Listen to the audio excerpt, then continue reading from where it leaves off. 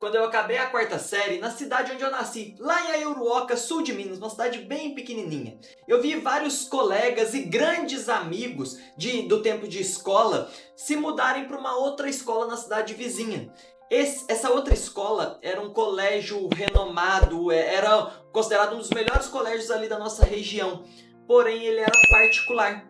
E aí, além da mensalidade, que não era pequena para a condição dos meus pais, ainda teria o custo do deslocamento. Tinha um ônibus que levava os alunos de Aiuruoca para essa outra cidade em Baipendi.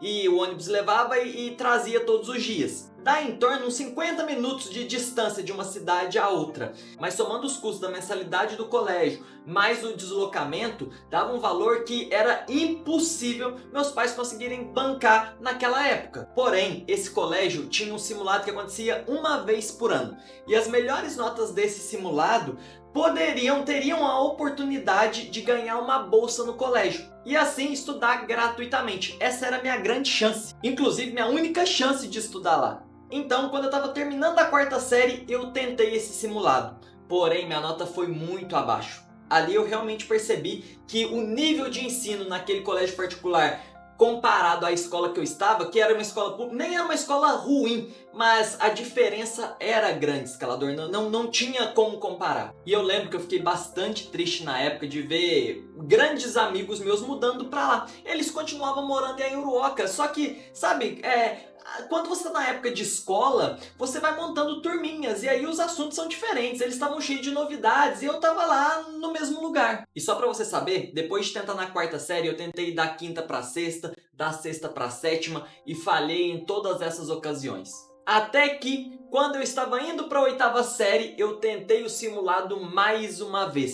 E aí eu passei. E então eu fiz a oitava série e todo o ensino médio nesse colégio. Eu ganhei uma bolsa integral durante todo esse período. Já quando eu estava próximo a entrar na faculdade, estava prestando vestibular, aquela pressão para entrar numa federal, porque, de novo, era a única condição que eu tinha de fazer uma faculdade. Meus pais não tinham condições nenhuma de pagar uma particular. Eu tentei 3 faculdades. No curso que eu queria, eu tentei 3 faculdades. Naquela época, era o momento que o Enem estava surgindo nesse novo modelo. Então eu tentei 3 faculdades. Das 3, 2 eu não passei. E na faculdade que eu passei, em São João del Rei, eu não estava na lista da primeira chamada. Eu fiquei como o 4º excedente. Aí na segunda chamada que eu passei. Só que entre os dias da primeira chamada até a segunda, eu lembro quão frustrado eu tava. Porque escaladora ou escaladora, eu não era um cara nerd.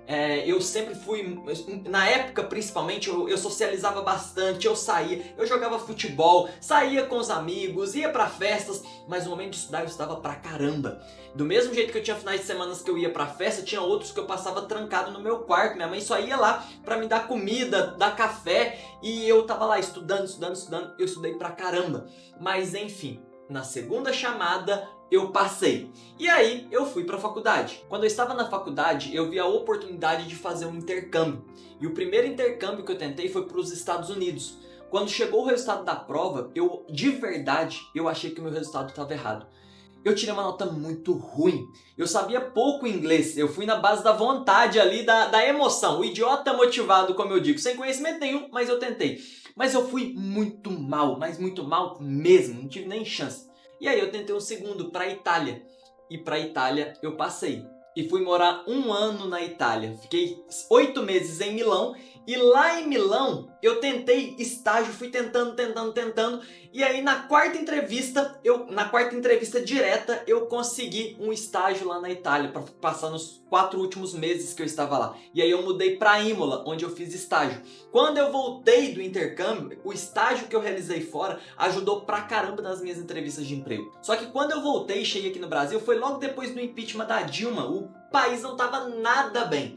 E eu tinha um finalzinho da faculdade e comecei a procurar estágio. Eu não quis concluir todo o meu curso, eu podia, mas eu preferi dar uma empurrada ali, esticar com mais um estágio aqui, porque do jeito que o país estava, se eu não arrumasse um estágio para depois tentar ser efetivado, eu ia pegar meu diploma e ia ficar sem emprego. E eu busquei estágio no Brasil inteirinho. Mas sabe o que é não colocar nenhuma barreira? Nenhuma mesmo. Sul, Sudeste, Nordeste, Norte, norte do país, para qualquer lugar, aonde me chamasse eu iria para fazer estágio. Então eu consegui um estágio na EDP Energias do Brasil, na minha área, uma concessionária de energia. Eu estava formando em engenharia elétrica, tanto que eu mudei de Minas para Mogi das Cruzes. Eu não conhecia ninguém em Mogi, só que tive a oportunidade, não seria eu que colocaria uma barreira nisso. E como sempre, depois que você arruma estágio, começa uma nova corrida, que é: agora eu preciso ser efetivado. Durante o período meu de estágio, escalador, eu levei 24 nãos em entrevistas para oficializar um emprego. Dentro da IDP, fora da IDP, para várias empresas. Foram 24 nãos. Até que na própria IDP eu fui efetivado. Só que eu estava em Mogi, eu fui efetivado em São Paulo. Não vou colocar uma barreira, mudei para São Paulo.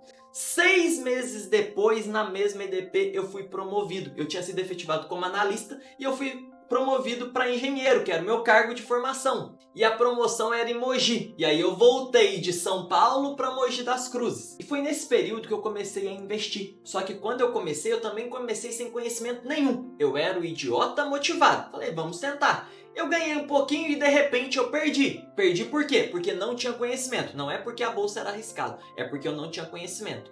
Quando eu comecei a gravar os vídeos do Escalando a Vida, eu tinha uma dificuldade imensa de falar em público. Mas muito mesmo, tanto que os meus primeiros vídeos eram muito ruins mesmo. Se você folhear o canal aqui no YouTube e for ver os primeiros vídeos, você vai ver que porcaria que era. E nessa época, no trabalho, entre os amigos, eu também enfrentei muitas piadinhas. Tinha muita gente que zombava. Falava, tá virando ali um influenciador, um blogueirinho. Era blogueirinho no caso, né? Um blogueirinho. Também não foi fácil. Porque é fácil hoje que muita coisa deu certo, mas na época não foi fácil. Eu morria de vergonha, de verdade. Mas por que eu tô te contando tudo isso, escalador ou escaladora? Hoje você vê várias coisas dando certo aqui. Eu conheço mais de 21 países, tenho uma boa carteira de investimentos que me geram ótimos dividendos mensais.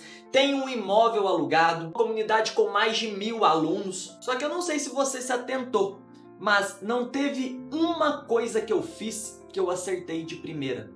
Tudo antes de dar certo deu errado. Algumas coisas deram errado por mais de 4 anos. Nada que eu consegui foi de primeira. E na internet muitas vezes você vai acompanhar pessoas que parece que têm a vida perfeita, que tudo dá certo. E isso até te frustra. Parece que as coisas só acontecem erradas com você. Mas a verdade é que, primeiro, na internet você vê o que os outros querem mostrar. E a maioria das pessoas só vai mostrar realmente o que deu certo. E essas pessoas não estão erradas. Só que isso acaba gerando um sentimento de fracasso em você. Eu tô compartilhando isso, inclusive, porque eu recebi mensagem de um escalador, uma pessoa que me acompanha há um tempo já, que ela tava falando do quanto se sente frustrada. Do que essa pessoa me descreveu, a vida dela não estava ruim, ela estava evoluindo, ela está evoluindo.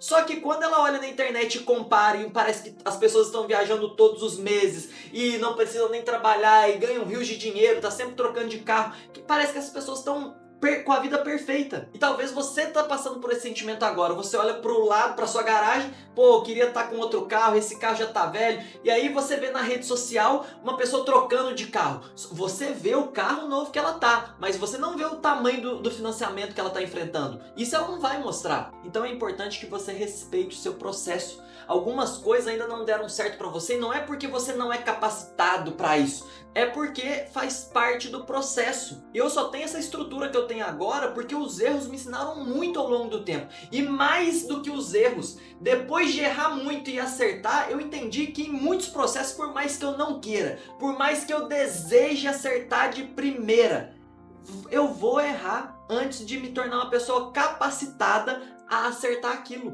Só que a única certeza que eu tenho é que se eu parar no meio do caminho, aí naquilo eu vou realmente fracassar. E uma coisa que eu aprendi que me ajudou muito, e eu tenho certeza que pode te ajudar nesse processo também, é isso aqui. Na sua vida você tem zonas de atuação. E aqui eu separei 3 zonas. O I é de identidade. É a sua identidade, a sua personalidade. O P é de processo. Aquilo que você executa para chegar onde você quer. E o R é de resultado. Resultado, processo e identidade. O que a maioria das pessoas faz? A maioria das pessoas foca aqui no resultado. Por muito tempo eu foquei aqui no resultado. O resultado é você estabelecer uma meta e falar, ponto, na hora que eu chegar, que eu bater aquela meta, eu vou ser feliz, eu vou estar satisfeito, eu vou estar realizado. A minha autoestima vai lá em cima e eu vou ficar bem. Só que muita coisa pode fugir do controle e por melhor que você faça, você pode demorar para chegar aqui. E aí você vai se tornando uma pessoa frustrada. Isso vai te impactando, a sua autoestima vai lá embaixo. E você começa a acreditar que isso não faz sentido para você. Mas o que a maioria das pessoas faz é focar daqui para cá. Você vai ter uma personalidade boa, pronta, capacitada, feliz, satisfeita quando você bater esse resultado. Mas a verdade, escalador, é que tem que ser o contrário. O seu fluxo, a sua visão tem que ser assim, da identidade até o resultado. A identidade é o quê? É eu entender que mesmo quando as coisas estavam dando errado, mesmo quando eu estava tentando aqueles primeiros simulados e não passava e todos meus amigos já estavam lá porque tinham condições financeiras, mesmo quando eu levei 24 nãos antes de ser efetivado, na minha visão, eu chegaria aqui, eu seria uma pessoa rica, eu seria uma pessoa bem-sucedida, eu construiria liberdade, mas antes de ter todo o processo, eu precisava ter isso muito bem dentro da minha personalidade. Porque a maioria das pessoas pensa, eu quero ter R$1 milhão, mas ela nunca para pensar qual a pessoa eu tenho que me tornar para poder ter R$1 milhão. Para comprovar o que eu tô te falando, tem muitas pessoas que têm a meta de bater R$1 milhão. Se a meta resolvesse, todo mundo que coloca uma meta de 1 milhão, bateria 1 milhão, concorda comigo? Mas por que a maioria não chega? Porque para você ter 1 milhão, você tem que trabalhar a sua identidade.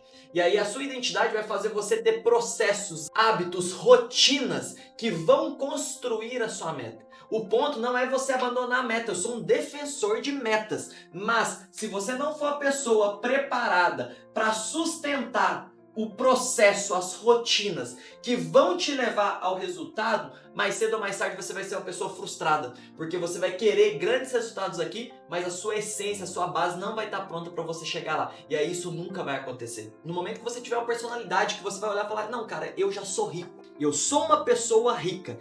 Essa aceitação, essa afirmação já vai fazer você ter hábitos de rico. Vai ficar inclusive muito mais fácil você controlar gastos, você se portar melhor em reuniões importantes, você não ter medo de enfrentar momentos que são importantes para você crescer profissionalmente. Por quê? Porque na sua personalidade, na sua identidade, você já é. E isso vai fazer com que você aceite e seja capaz de executar bem todos os processos. E mais cedo ou mais tarde você chega aqui. Se eu acreditasse que eu era burro porque não fui capaz nos primeiros anos de ir bem naquele simulado, eu não teria ido para um colégio particular. E aí talvez eu não teria o conhecimento necessário para passar em engenharia elétrica numa universidade federal. E dali eu não teria feito o intercâmbio que me fez ter uma visão de liberdade geográfica, de tempo, financeira completamente diferente. E voltar para o Brasil totalmente diferente do que eu fui. E provavelmente você jamais estaria aqui me ouvindo falar agora. Só quis compartilhar até um pouquinho da minha história e trazer isso como um ensinamento para você. Não só um ensinamento, mas talvez uma mensagem para te fazer sentir melhor também. Não se sinta um fracassado por ainda não ter conquistado alguns objetivos que você deseja.